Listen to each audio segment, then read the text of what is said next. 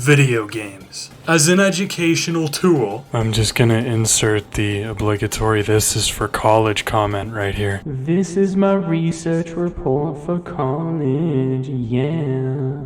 My apologies if that was cringy. There have been countless arguments made both in favor and against the effects video games have on young people or students in general. But based on my research, and just a little bit of bias, I want to make the argument that video games are actually instrumental in the learning process of anyone looking to get into software development. And I got 3 main reasons, capiche? Reason 1.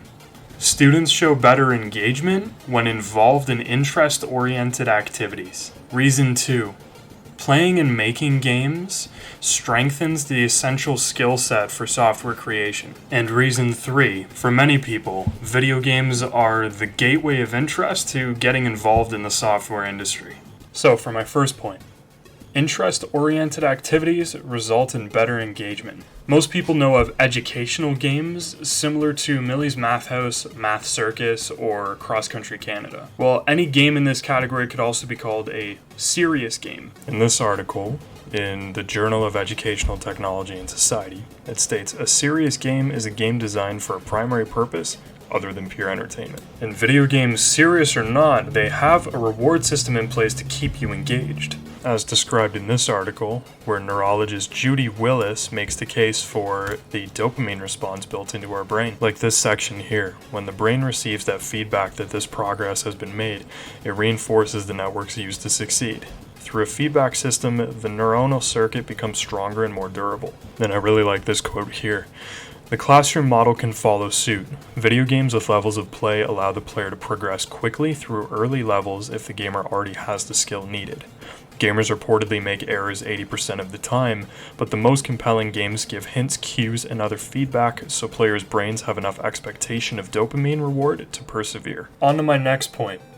Video games require and improve on skills such as critical thinking, lateral thinking, and abstraction. These skills are actually essential for software creation to create error-free algorithms and programs. Not only that, but these skills are useful both in-game and in design. One of the big reasons gamers tend to be very natural problem solvers is because of something called deep practice. And for this point, I'm referencing a Learnworthy article written by David Brooke. Further into this article, I really like this point.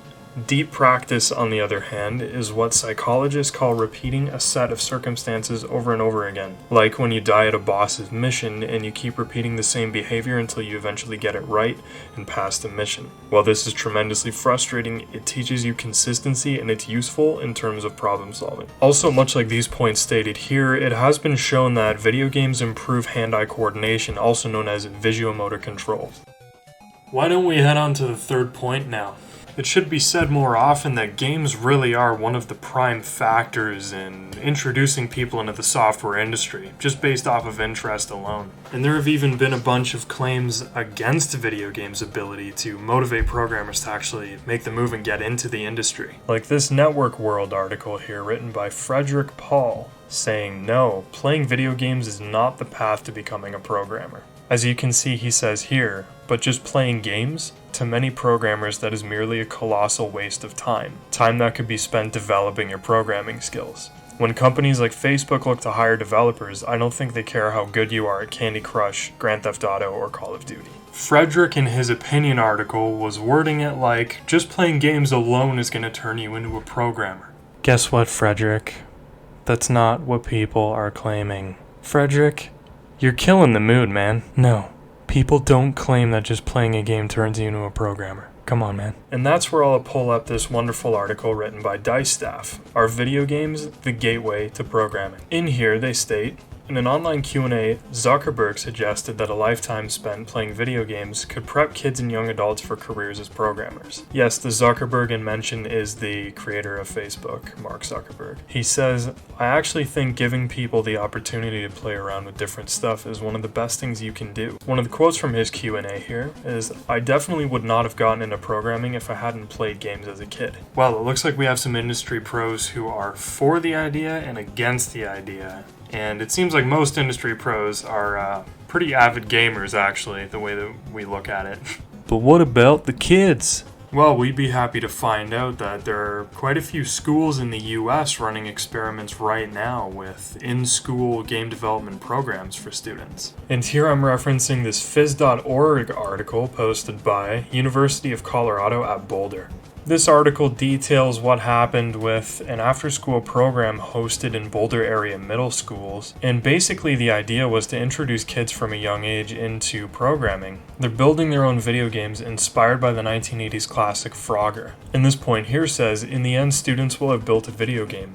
But more important, the students will have learned how to code, whether they knew it at the time or not. And this makes a very interesting point here too, because using a drag and drop type of programming environment is the perfect introduction into how actual programming works. Here's the part that I love to read. This is a student quote where she says, "It's fun because you're making your own video game," said Isabel, who now wants to try more coding in the future. So that school-hosted programming workshop allowed for students who never knew about coding before to discover it and discover a love for it afterwards. And the end result was many students actually wanted to continue doing it. So now we pose the question, are games a real-world catalyst in introducing people to software development? Based off of research and anecdotes?